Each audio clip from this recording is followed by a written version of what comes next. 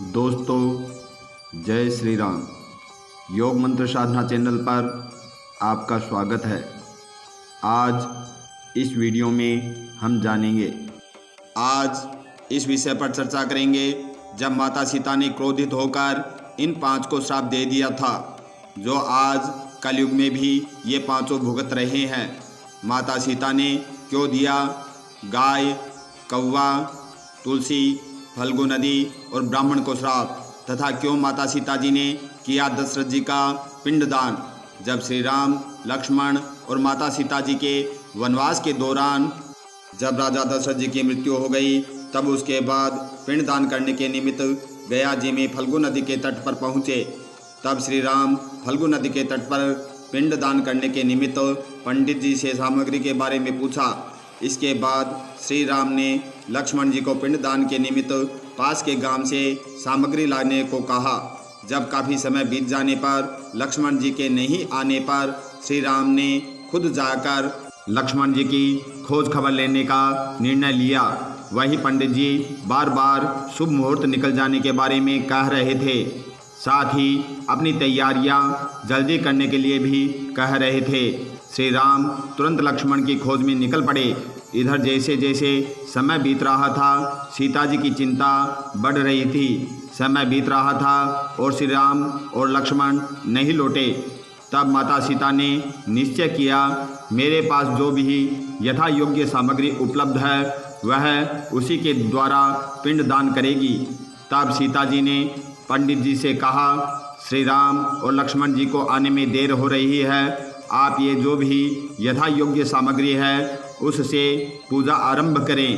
तब तक श्री राम और लक्ष्मण जी भी लौट आएंगे। अगर ऐसा नहीं हुआ तो वह अकेले ही पूजा संपन्न करा देगी। विधि पूर्वक पूजा करने के पश्चात अंत में जैसे ही पिंडदान किया और जैसे ही प्रार्थना करने के लिए हाथ जोड़े और आंखें बंद की, तब उन्हें एक दिव्य स्वर सुनाई दिया, तुम्हारी पूजा संपन्न हुई और स्वीकार भी कर ली है। यह सुनकर देवी सीता को प्रसन्नता हुई कि उनकी पूजा सफल हुई और राजा दशरथ ने उसे स्वीकार कर लिया। हालांकि वह इस बात को भी जानती थी कि श्री राम और लक्ष्मण उनकी इस बात पर भरोसा नहीं करेंगे, क्योंकि ये पूजा बिना पुत्रों के पूरी नहीं होती। इतने में ही श्री राम और लक्ष्मण लौट आए और सीता जी ने कहा कि मैंने पूजा कर ली है और उसे स्वीकार भी कर लिया है। सीता के कहने के बाद श्री राम और लक्ष्मण नहीं माने। तब सीता जी ने गाय, फल्गु नदी, कौवा, तुलसी, ब्राह्मण और वट वृक्ष को साक्षी बनने को कहा और कहा कि ये सब श्री राम को सच्चाई बताएं। लेकिन श्री राम जी के कोप से डरकर किसी ने भी सच्चाई बताने की हिम्मत नहीं हुई। केवल वट वृक्ष ने सारी सच्चाई बताई। इस बात पर क्रोधित होकर देवी सीता ने सभी को श्राप दे दिया। फल्गु नदी को श्राप दिया, वह केवल नाम की ही नदी रहेगी, उसमें पानी नहीं रहेगा। इसी कारण आज भी पानी नहीं होने के कारण वह सूखी पड़ी रहती है। गाय को श्राप दिया, तुम्हारे पूरे शरीर की पूजा नहीं की जाएगी, केवल शरीर के पिछले भाग की पूजा की जाएगी और तुम यहाँ वहाँ भटकती फिरोगी। इसके बाद पंडित जी को भी कभी संतुष्ट नहीं होने का श्राप दिया। दान दक्षिणा मिलने पर भी पंडित कभी संतुष्ट नहीं होते। सीता जी ने तुलसी जी को श्राप दिया कि तुम गया जी की भूमि में कभी नहीं उगोगी। कौवे को हमेशा लड़ झगड़ कर खाने का श्राप दिया।